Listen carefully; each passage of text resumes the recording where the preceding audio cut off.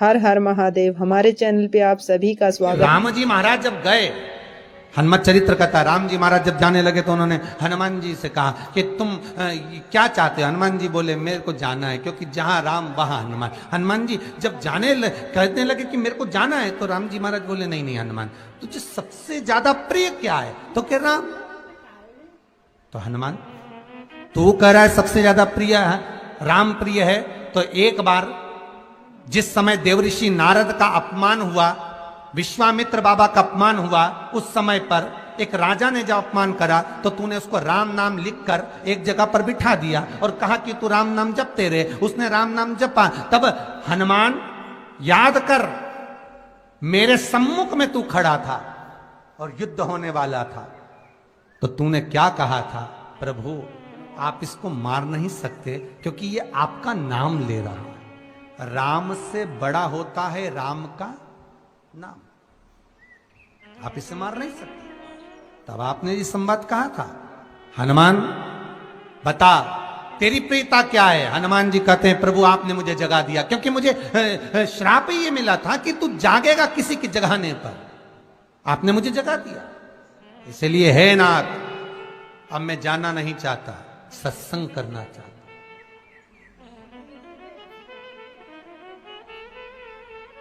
श्री राम जी का चरित्र है। अब मैं सत्संग करूंगा, भजन करूंगा, नाम जाप करूंगा। पर राम जी जानते हैं, हनुमान से कहा हनुमान मेरा जाने का समय आ गया, मुझे तो जाना पड़ेगा ना। सीता पृथ्वी में चली गई, मुझे भी जाना है। मैं सरयू के जल में अपने प्राणों को त्यागूंगा, मानव का शरीर है, इसको त्यागना तो पड़ेगा ना हनुमान। हनुमान जी बोले तो त्याग दो, त्यागने में क्या दिक्कत है, त्यागो आप तो। पर दिक्कत एक बहुत बड़ी है। तो राम जी ने जैसी कहा दिक्कत बहुत बड़ी है, तो हनुमान जी पूछे ऐसी कौन सी दिक्कत है? हनुमान जी के शब्द सुने तो राम जी बोले, जब जिस समय पर तुम सूर्य को निगल गए थे, इंद्र को क्रोध आया था और इंद्र ने तुम पर वज्र का जब प्रहार करा था, जब वज्र का प्रहार इंद्र ने करा, तब तुम्हारा नाम हनुमान हुआ। तब सारे देवी देवताओं ने तुम्हें वर प्रदान करा। उस जगह पर यमराज भी खड़ा था, तो यमराज ने तुम्हें वर दिया था कि जहां हनुमान होगा वहां यमराज नहीं होगा। अब दिक्कत यह है कि मुझे प्राण त्यागना है और तू मुझे 1 मिनट के लिए नहीं छोड़े, तो यमराज आएगा कैसे? दिक्कत वहां अड़ी पड़ी।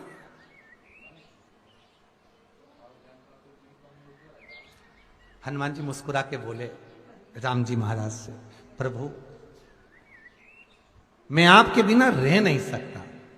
तो राम जी बोले मैं भी जानता हूं कि तू मेरे बिना नहीं रह सकता, पर एक काम तो कर सकता है ना। क्या? मैं अगर कोई काम बताऊंगा तो तू करेगा कि नहीं करेगा? हनुमान जी बोले आपका काम और मैं ना करूं, ऐसा कभी हुआ है? जरूर करूंगा। ठीक है। बस अब राम जी महाराज ने सोच लिया कि हनुमान को जाने से पहले काम पर लगाना। अब वो कौन सा काम था? बोलो रे भाई। हनुमान जी को कहां काम पर लगाया राम जी ने? किस जगह पर काम पर लगाया? अरे सभी ने रामचरितमानस सुनी है, खूब सुनी, जल्दी बताओ। राम जी महाराज ने प्राण त्यागते समय, सरयू जी में प्राणों को देते समय, राम जी ने हनुमान जी को किस काम में लगाया था?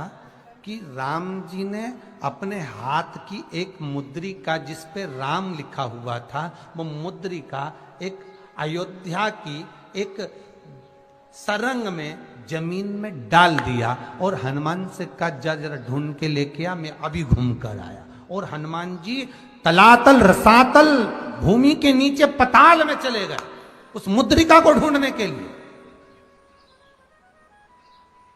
जिस पे राम लिखा है। और हनुमान जी पूछते भी जा रहे राम कहाँ है? राम की मुद्रिका पड़ी थी, राम की अंगूठी है। अब राम का ही सत्संग करते करते जा रहे, और राम जी चले गए सरयू, क्योंकि हनुमान अगर होगा तो यमराज नहीं आ सकता।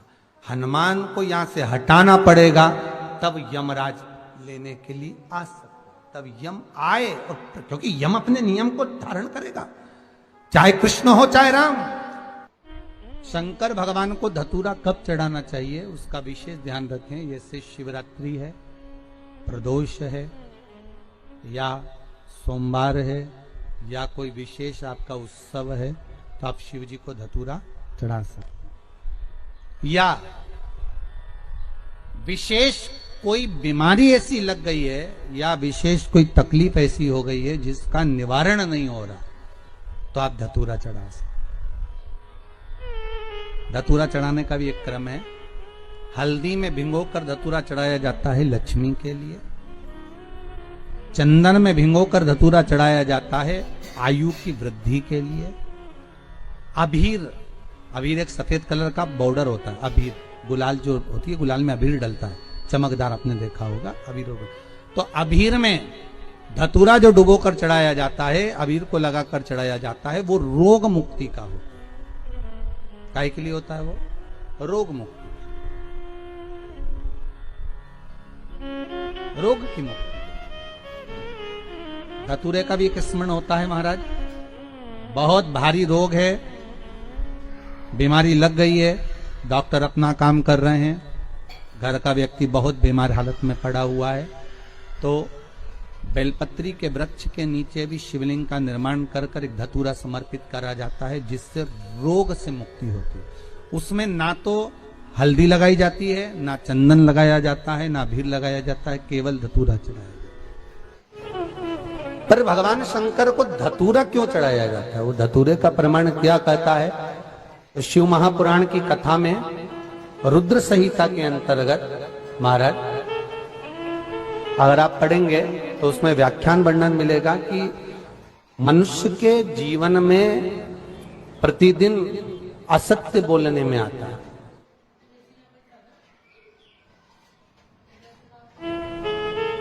उसके मुख से कई बार असत्य का संबोधन निकल जाता है, झूठ निकल जाता है, असत्य निकल जाता है।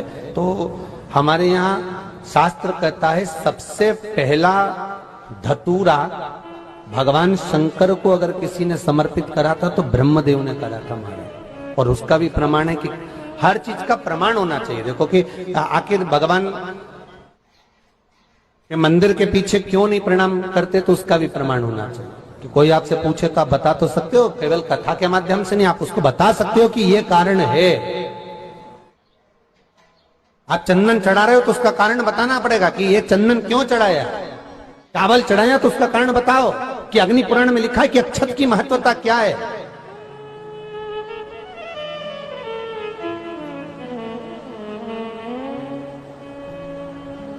बेलपत्री चढ़ा रहे हो तो शिवलिंग का प्रमाण वर्णन करना पड़ेगा, लिंग पुराण को उठाकर बोलना पड़ेगा कि यह पार्वती का प्रतिबिंब है, ललिता जी का प्रतिबिंब है, सती का प्रतिबिंब है।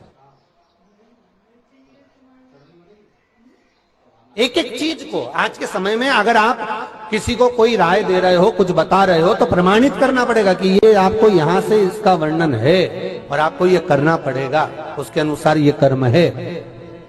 तो शंकर भगवान को सबसे पहला धतूरा भगवान ब्रह्मा ने चढ़ाया था। जिस समय भगवान ब्रह्मा का सिर कट चुका था, अभी आप आगे कथा सुनेंगे, ब्रह्मा का जब सिर कटेगा उसके बाद जब वो स्तुति करेंगे तो देखो भगवान शंकर को प्रसन्न करने के लिए धतूरा चढ़ाएंगे। शिव जी उनको कहते हैं ब्रह्मदेव ये धतूरा आपने मुझे चढ़ाया है। और क्यों चढ़ाया? क्योंकि आपने असत्य बोला था, उस असत्य को नष्ट करने के लिए आपने मुझे धतूरा समर्पित करा। इसलिए हिंदू धर्म में नियम है, महीने भर में, 2 महीने में, 4 महीने में, 6 महीने में, साल भर में, 2 साल में, 1 साल में कम से कम एक धतूरा शंकर भगवान को समर्पित करना चाहिए। जिस दिन धतूरा समर्पित करो उसके पहले जितना समय निकला उसमें आपने अगर झूठ बोल भी दिया हो तो भगवान शंकर उसको नष्ट कर दें, इसलिए उस धतूरे का समर्पण होता है।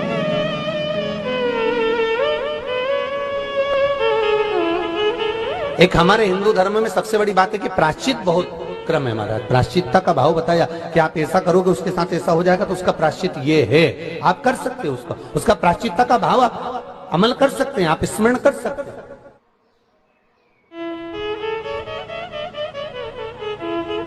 एक बात बहुत ध्यान से सुनिएगा,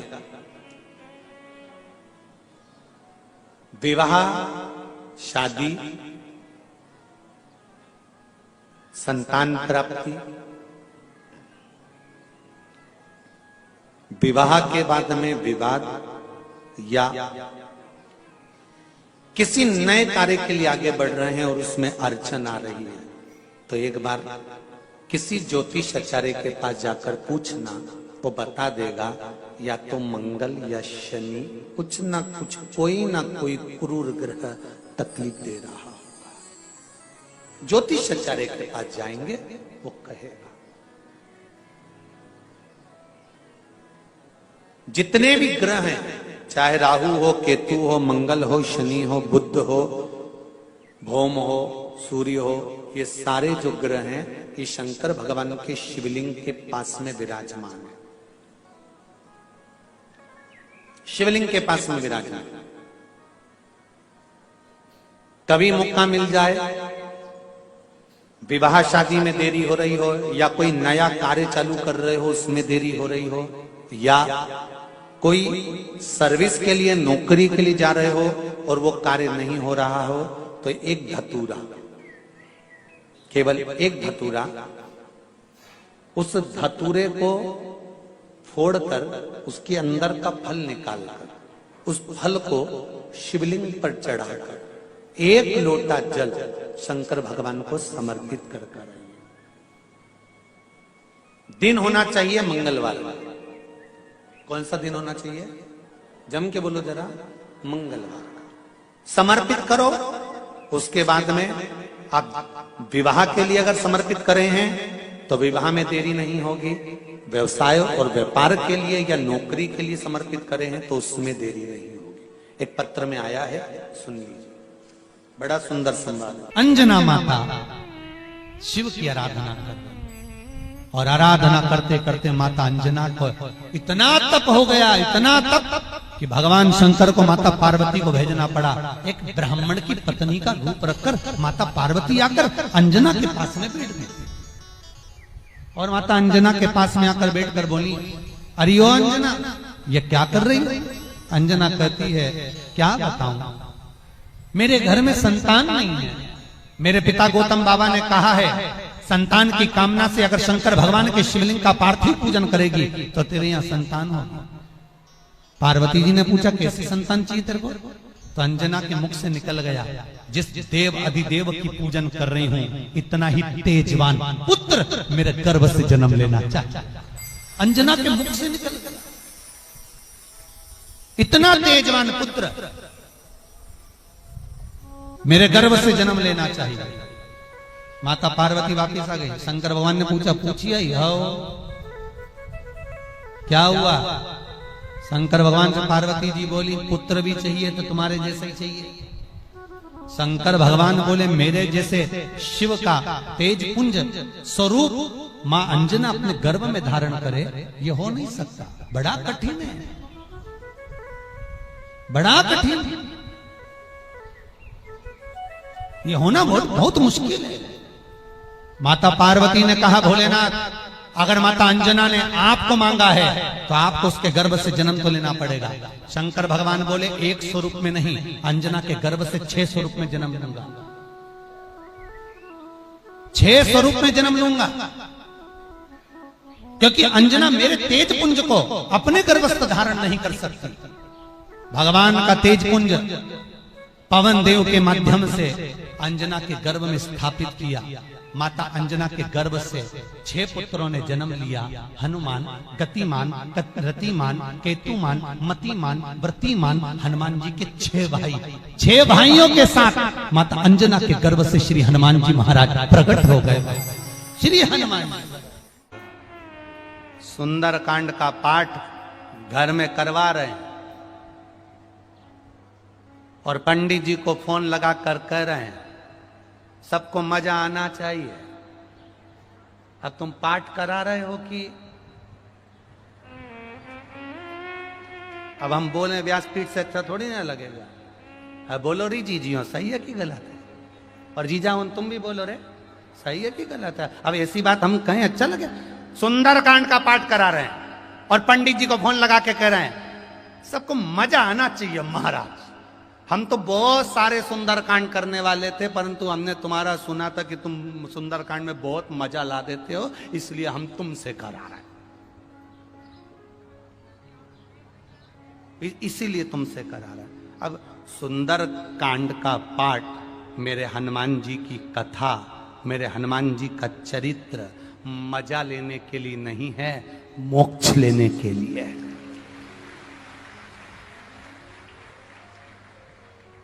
ये मजा करने का विषय नहीं है, ये मोक्ष पाने का विषय।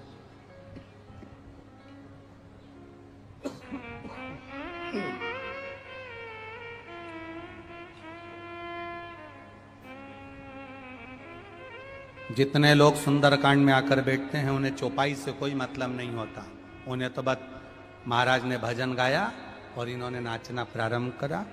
जिस सुंदरकांड में लोग ज्यादा नाच लें, समझ लो वो सुंदरकांड सफल हो गया। नहीं, शिव महापुराण की कथा कहती है भगवान शंकर का एक अंश अवतार है मेरे श्री हनुमान जी महाराज। जब आप हनुमान जी के नाम का उच्चारण करें, जब आप हनुमान जी के नाम की भक्ति करें, तब जैसे हनुमान के हृदय में राम निरंतर दौड़ते रहते हैं, उस समय पर आपके भीतर राम नाम दौड़ना चाहिए, तो समझो कि हनुमान की भक्ति प्राप्त होगी।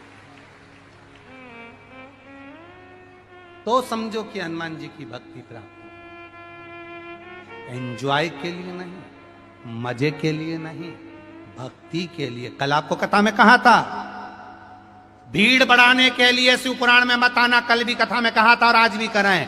भीड़ बढ़ाने के लिए शिव महापुराण में आने की जरूरत नहीं है। जिसको भीड़ बढ़ाने का शौक हो वहां चले जाओ।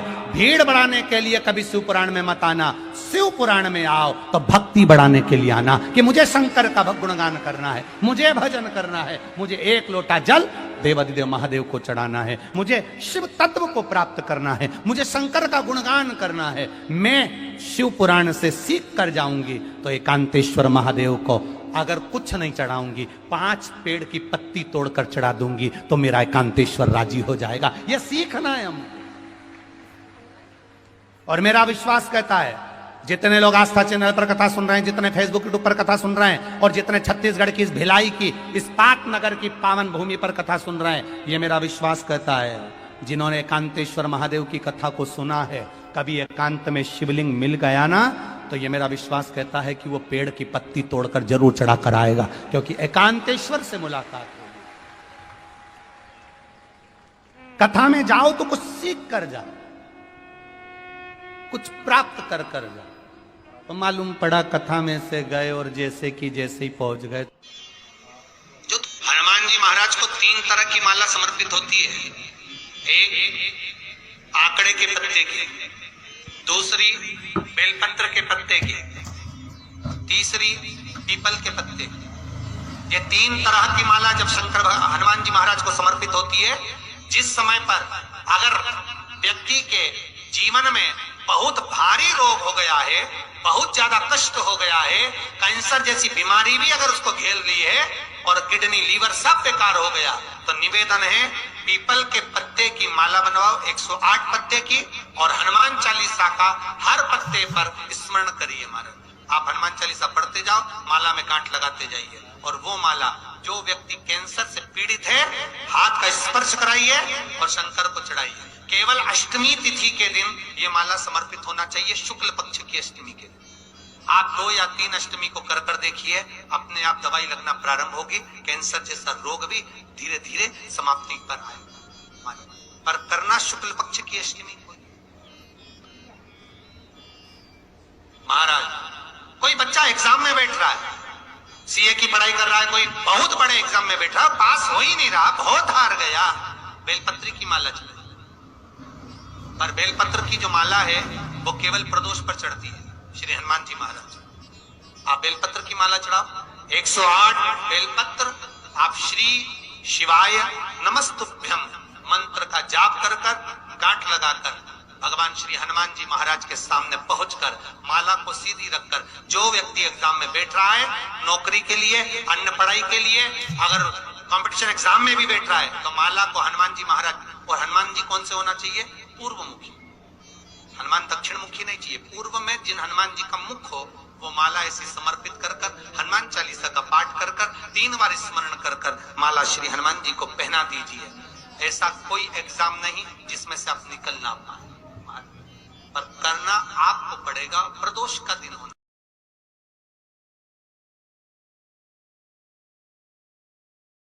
हर हर महादेव। हमारे चैनल पे आप सभी का स्वागत।